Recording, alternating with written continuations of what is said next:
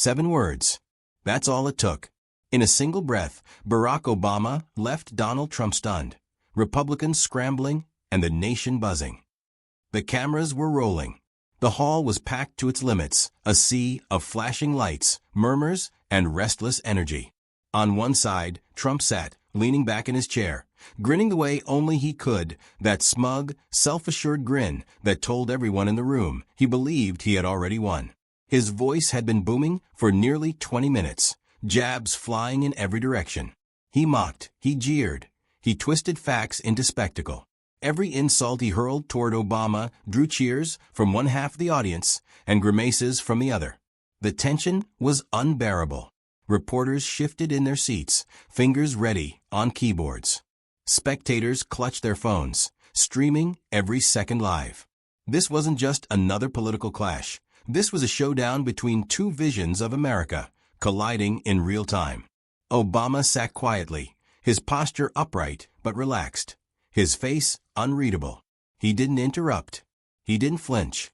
Every attack, every provocation, seemed to bounce off him like rain against stone. To some, his silence looked like retreat. To others, it looked like patience. Then, at the very height of Trump's tirade, when the crowd's noise was at its peak and even moderators were struggling to rein things in, Obama finally moved. Slowly, deliberately, he leaned forward toward the microphone.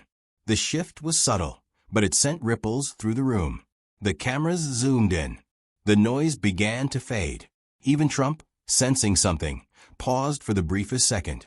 Obama's eyes locked onto his opponent. Calm, steady, razor-sharp. He didn't need to raise his voice. He didn't need theatrics. But when those 7 words left his lips, the room erupted, and Trump's empire began to crumble. Gasps, murmurs, even shouts cut through the air. The shock was immediate, visceral.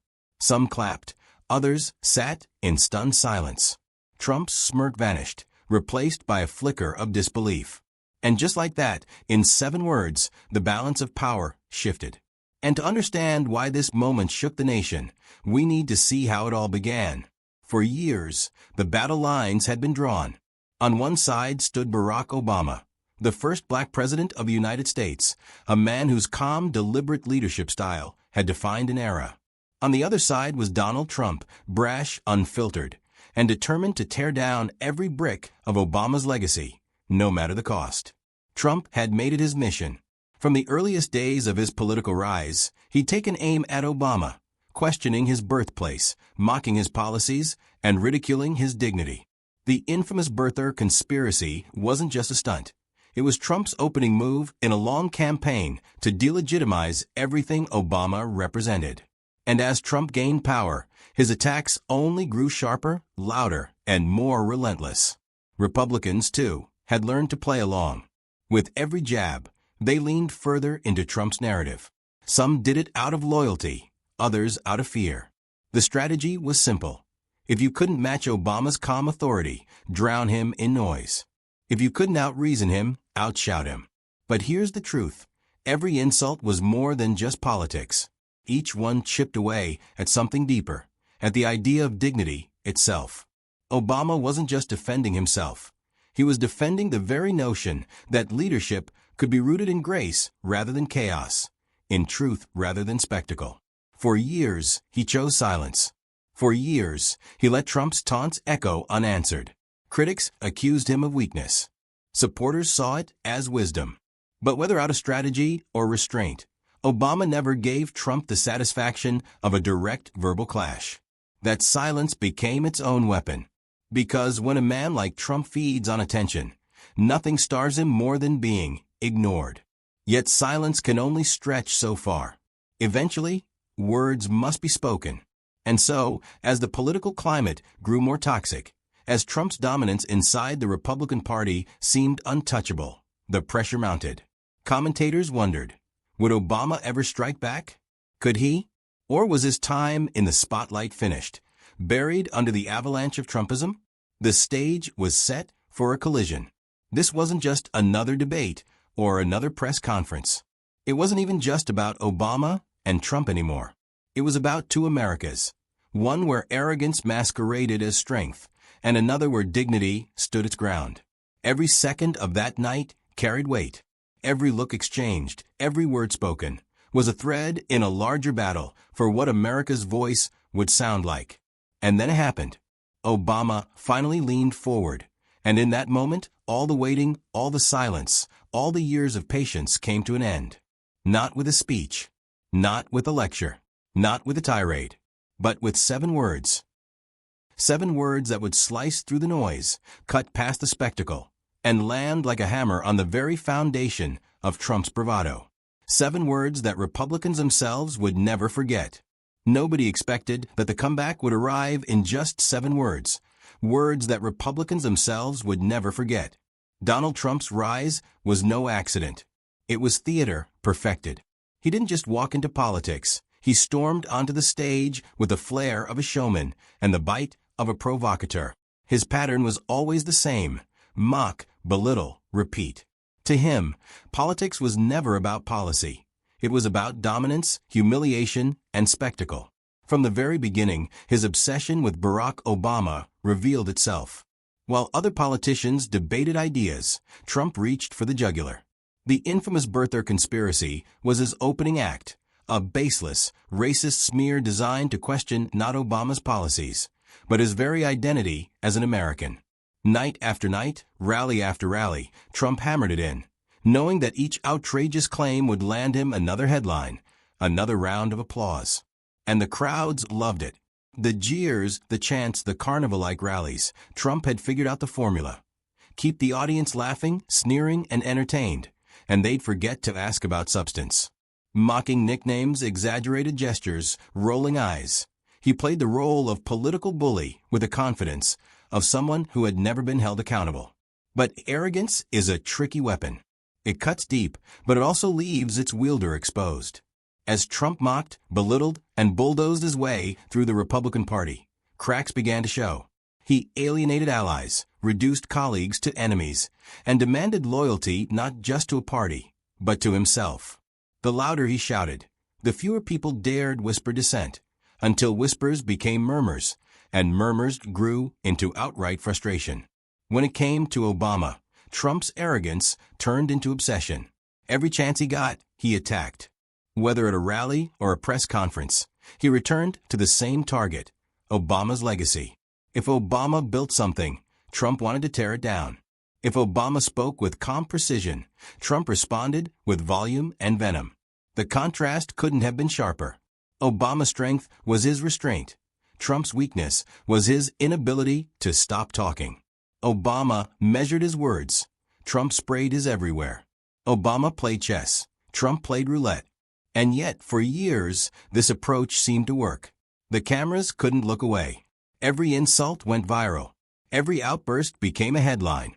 In a world driven by sound bites and outrage, Trump's arrogance became his fuel. But arrogance has a way of blinding even the most skilled performer. What Trump didn't see, what he couldn't see, was that the very tactics that carried him into the spotlight were also pushing him toward the edge of it. Behind closed doors, Republicans grew tired. Advisors whispered that his recklessness was costing them elections. Former allies began calculating the risks of staying too close. And every insult hurled at Obama only reminded the public of the stark contrast between the two men, one steady, the other spiraling. Still, Trump pressed on. Louder, sharper, more desperate. He believed that dominance was permanent, that noise could drown out dignity forever. But arrogance is a fragile crown. One slip, one perfectly timed strike, and it shatters. And on that fateful night, when Trump once again took aim at Obama, confident, smirking, convinced he was untouchable, the moment of reckoning arrived. Obama leaned forward, calm, collected, ready. And the very arrogance that fueled Trump's rise would soon engineer his downfall. Barack Obama's story was never about noise. It was about substance. Where others shouted, he listened. Where others clawed for attention, he built bridges. His rise from community organizer on the south side of Chicago to the Oval Office was fueled not by theatrics, but by restrained patience and the power of carefully chosen words. In church basements and cramped apartments, he learned early that people didn't need more noise. They needed clarity, hope, and dignity. When factories closed and neighborhoods struggled, Obama wasn't there to make headlines. He was there to listen, to help, to find the small solutions that stitched communities back together.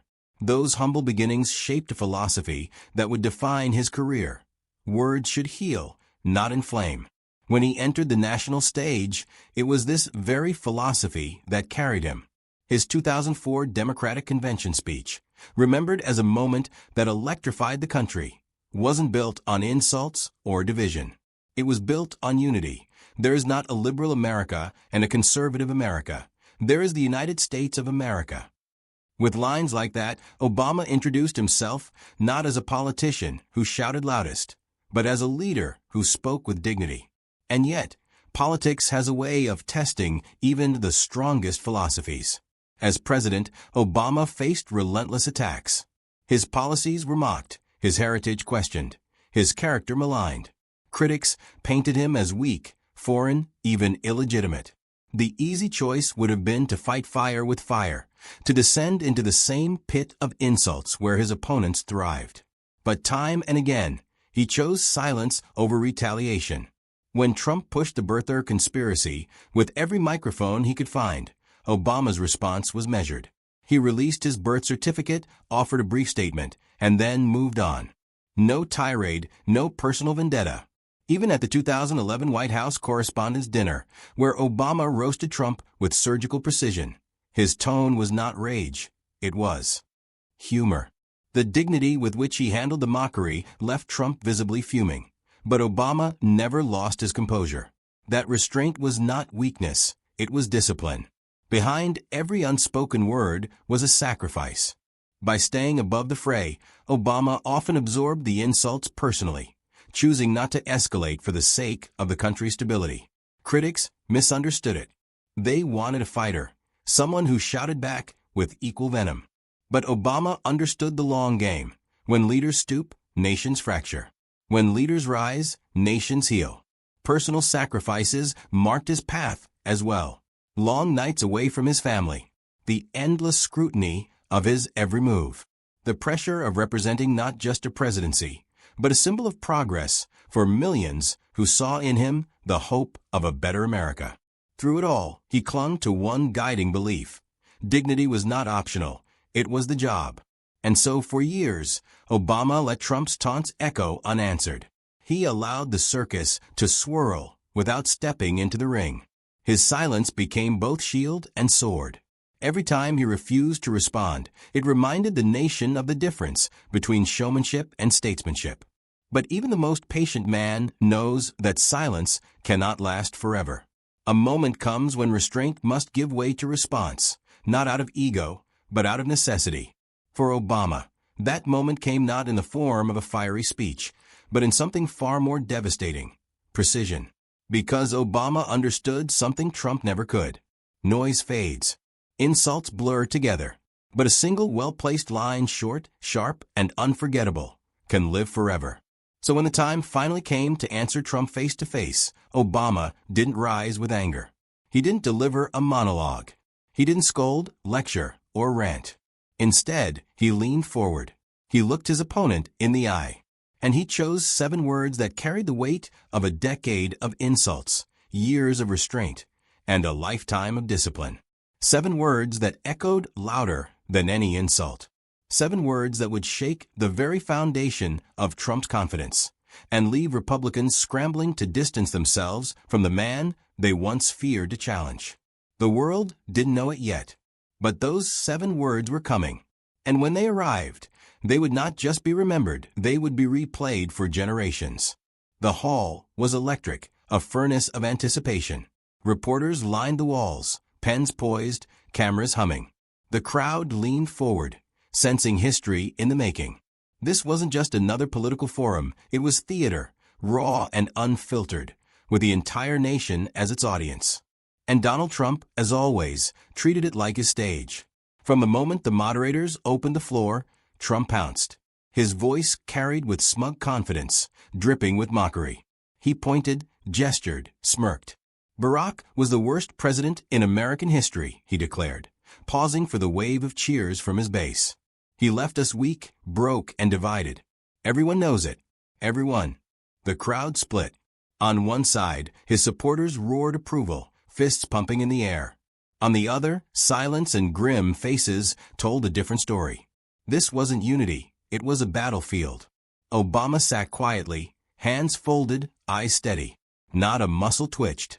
Every insult rolled past him like smoke against a stone wall. But the audience noticed. They noticed how he wasn't flinching, how his stillness seemed to gather weight with every passing second. Trump kept pressing. "You know why he's here tonight?" he sneered, gesturing across the stage. "Because he can't let go. He can't stand the fact that I won. That's why. He's jealous. That's what this is. Pure jealousy." Laughter rippled through the pro-Trump side of the audience. Reporters scribbled frantically, capturing the spectacle. Obama tilted his head slightly. His face gave nothing away, but the subtle shift, a raised brow, a flicker of recognition, was enough to send whispers through the room. Something was building. But Trump didn't notice. He never did. He was too busy soaking in the sound of his own voice. "You know, folks," Trump went on, voice rising, "this guy talks about dignity. Dignity. But what did dignity ever do for America? Did dignity fix our borders? Did dignity stop China from ripping us off? No. Dignity is weakness. Dignity is failure. That's what he gave us, a failed America." The crowd gasped. Even some of Trump's allies shifted uncomfortably at the bluntness of the insult. But Trump only smiled wider, convinced he had landed the final blow. Obama remained still. The moderators glanced nervously, waiting for him to respond, but he stayed silent, letting Trump's words echo and decay. The silence wasn't weakness, it was pressure. The longer he waited, the more the audience leaned in, holding their breath, sensing something inevitable. Then came the interruption. Trump leaned across the table, stabbing a finger in Obama's direction. "Tell them, Barack. Tell them what you really did. You're a fraud, a disaster, and you know it." The room erupted. Shouts, boos, cheers, the noise swallowed the hall. The moderators tried to restore order, but it was too late. The storm was here. And yet, in the middle of it all, Obama moved with unhurried calm. He shifted forward in his seat, unfolding his hands. The gesture was so small, so deliberate, that the room began to quiet almost instinctively. The cameras zoomed in, catching the calmness in his eyes.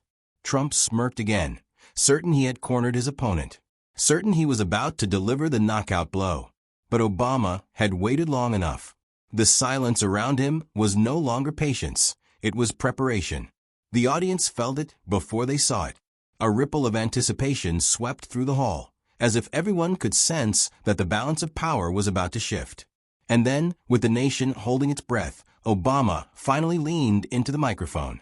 The silence in the hall was suffocating. Cameras zoomed closer, lenses trembling on their mounts, as if they, too, anticipated the blow. Reporters' pens hovered above paper, waiting. Every eye turned to Barack Obama as he leaned forward, his lips barely parting. Trump leaned back in his chair, smirk plastered across his face, arms folded, as if he'd already won.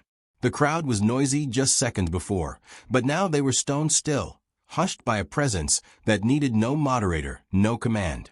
Obama glanced slowly across the room. His gaze didn't linger on Trump, not yet. Instead, he looked at the audience, the Americans watching live, the millions glued to their screens, as if to remind them that this moment wasn't about Donald Trump. It was about something bigger. When he finally spoke, his voice was calm, almost too calm. "You know, Donald," he began, pausing deliberately. A few gasps echoed from the front row. The pause wasn't hesitation, it was precision, like a master surgeon sharpening his blade before the incision. "You've talked a lot tonight. You've called me weak, you've called me jealous, you've called me a failure. And that's fine. That's what you do." The words slid across the stage like steel. Obama's tone wasn't angry. It was measured, surgical, unflinching. "But here's the truth," he continued, leaning just an inch closer to the microphone. "You think noise is strength. You think insults make you powerful. But real strength doesn't need to shout. The audience murmured. Even those who came in ready to cheer for Trump shifted uneasily in their seats.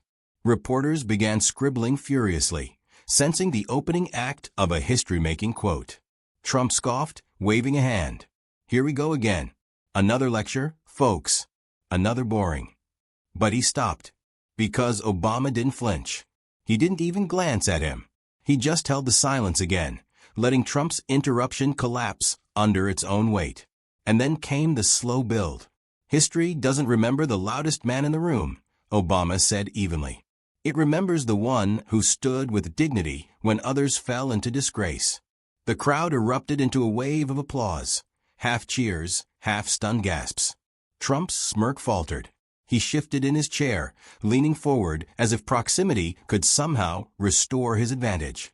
His lips pursed, but no words came. For the first time all night, the swagger was slipping. Obama, unhurried, placed both hands flat on the table. The lights glinted off his wedding band, steady and unshaken.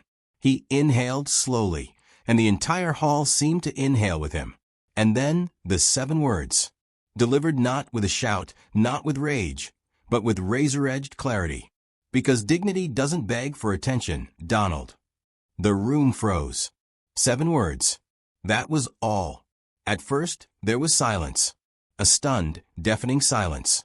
And then the eruption. Gasps, cheers, laughter that broke like a tidal wave across the hall. Reporters nearly leapt from their seats, hands flying across keyboards. Even Republicans stationed at the back exchanged nervous glances, some shaking their heads, others hiding smirks they couldn't suppress. Trump blinked rapidly, his jaw tightening, the flush creeping up his neck. He opened his mouth to respond, but nothing came. His voice cracked, his practiced comebacks dissolved, leaving only stammered fragments that faded under the roar of the crowd. Obama leaned back in his chair, his face composed, almost serene. He hadn't raised his voice. He hadn't thrown an insult.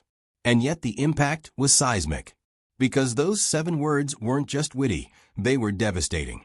They pierced straight through Trump's persona, dismantling the image he had built for years. In a single sentence, Obama flipped the narrative. Trump's greatest weapon, his hunger for attention, was exposed as his greatest weakness.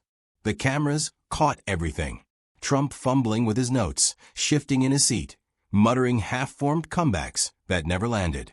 His empire of bravado, so loud just moments earlier, now looked fragile, hollow, desperate. Meanwhile, the audience roared. Students in the back rows, stood, and cheered. Journalists at the press tables traded wide-eyed stares. Even some Republicans, long tired of Trump's antics, found themselves caught between disbelief and reluctant admiration. In that instant, one reporter would later write, the tables turned. Trump's voice cracked. Obama's calm became thunder. The moderators, stunned themselves, struggled to regain control. But it hardly mattered. The debate had ended the moment those 7 words were spoken. Everything after was noise, background static, compared to the sharp echo of dignity cutting through arrogance. Trump tried, of course. He raised his voice, he waved his hands, he repeated his favorite refrains about fake news and weak leaders. But the spell had broken. Every word sounded defensive, frantic, hollow. Obama, by contrast, said nothing more. He didn't need to. He sat quietly, hands folded once again, his silence now louder than Trump's shouts. The contrast was undeniable. One man craved the stage, demanded attention, begged for validation. The other needed none of it. And the country saw it. By the end of the night, the headlines wrote themselves. 7 words that shook Trump's throne. Obama's quiet thunder stuns Republicans. The night dignity outshouted arrogance. What began as just another spectacle of insults had transformed into something far greater, a defining moment in political theater. Not because of a lecture, not because of a monologue, but because Barack Obama chose restraint over rage, precision over performance. 7 words. That's all it took. And in their echo, Donald Trump was left scrambling, his empire of noise suddenly exposed for what it always was, fragile, fleeting, and begging for attention. The debate hall emptied, but the moment refused to die. Within minutes, Obama's 7 words were clipped, uploaded, and unleashed across every platform on Earth. Anchors on CNN, MSNBC, and even Fox played the clip on loop, dissecting the silence before the words, the delivery, the stunned look on Trump's face. On late-night panels, commentators leaned forward with half-smiles, some almost whispering as if still in awe.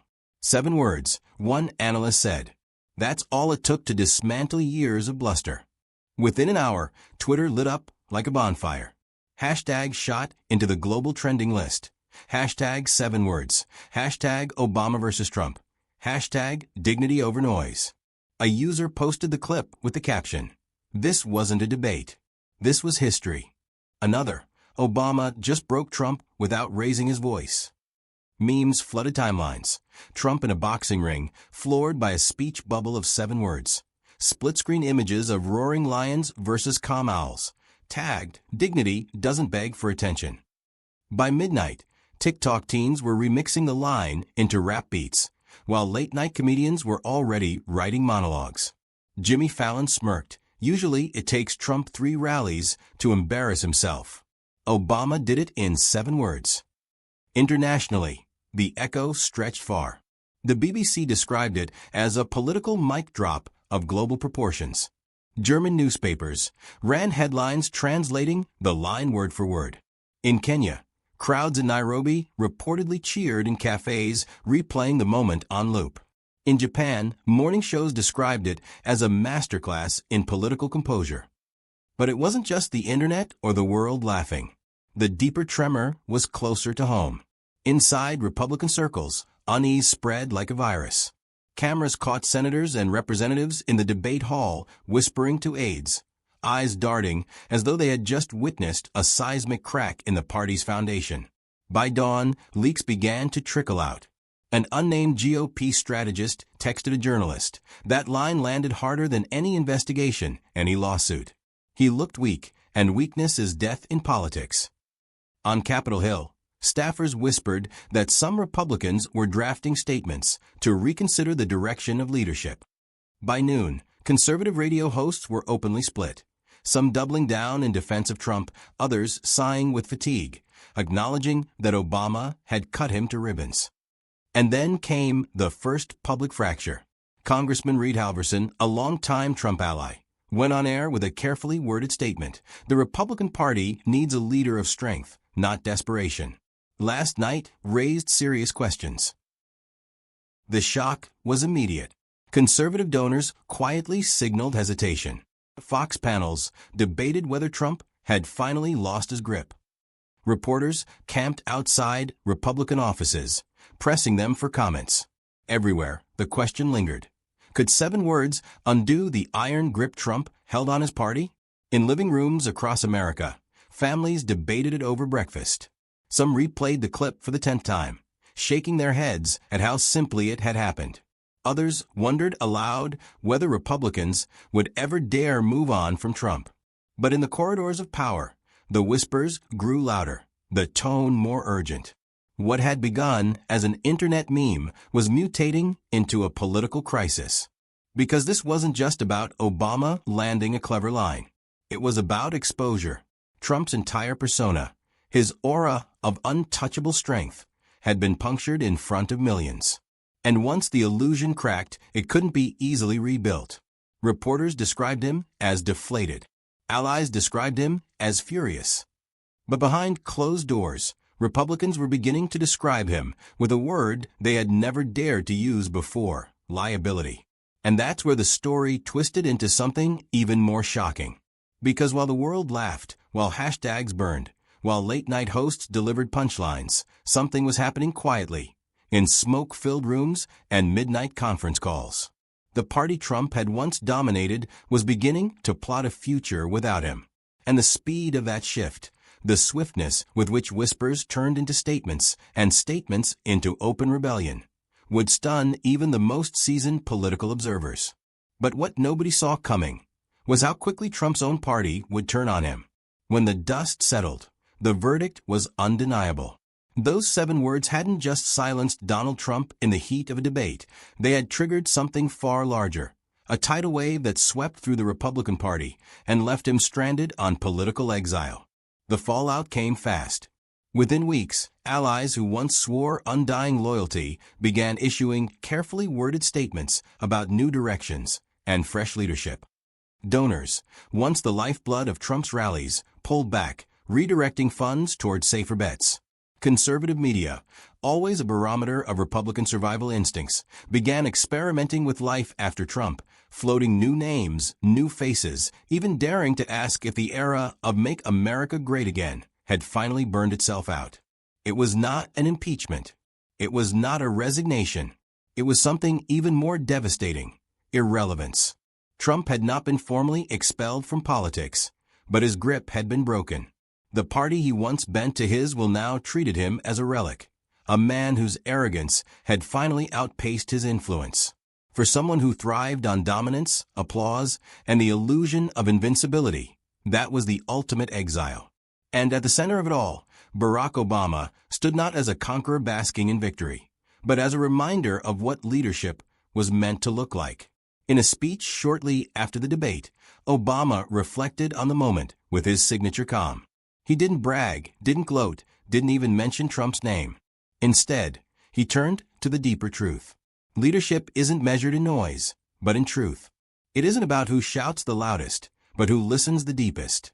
It isn't about tearing people down, but about lifting them up. Those words framed the true meaning of the showdown. The clash had never been about Obama versus Trump, Democrat versus Republican, blue versus red.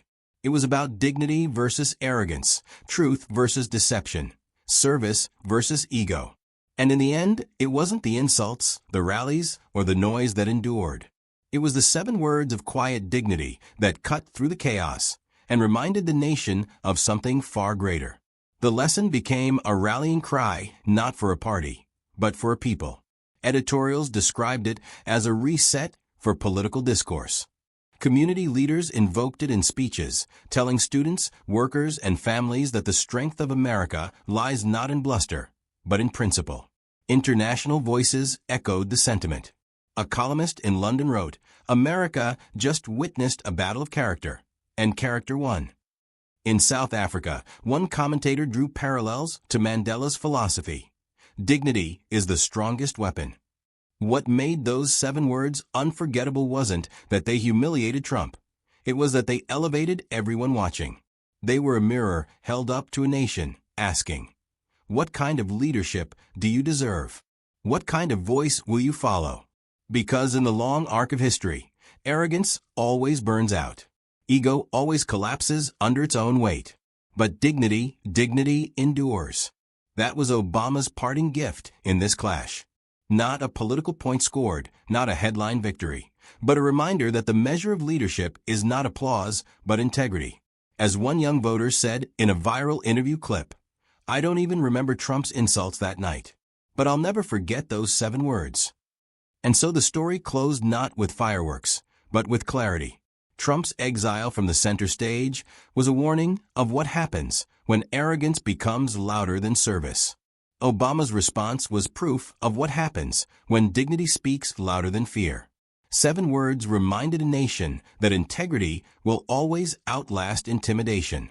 That, in the end, was the legacy of that night. And so we return to the moment that started it all: 7 words. Barack Obama didn't need a speech, a tirade, or a headline-grabbing stunt. He needed only 7 words to silence Donald Trump, shake the confidence of Republicans, and reshape the national conversation. What we witnessed wasn't just a political debate. It was a moral turning point. On one side stood arrogance, fueled by noise, insults, and ego. On the other stood dignity, calm, precise, unshakable. And when the two finally collided, dignity prevailed. That's why this story matters far beyond politics. Because it asks us all a question. In a world where noise so often drowns out truth, whose voice will we choose to amplify? The loudest or the most principled? The arrogant or the dignified? Obama's 7 words gave us more than a viral moment. They gave us a reminder that leadership, at its core, is about integrity. That truth, even spoken softly, can echo louder than the most thunderous lies. And that arrogance, no matter how powerful it seems, will always collapse when confronted with dignity. Now, I want to hear from you. If you had just 7 words to say to arrogance, to deception, to ego, what would they be? Drop your response in the comments below. And if you believe dignity deserves to be louder than noise, join this movement. Subscribe, share this story, and let's keep building a community where truth doesn't whisper, it roars. Because when dignity speaks, arrogance always falls silent.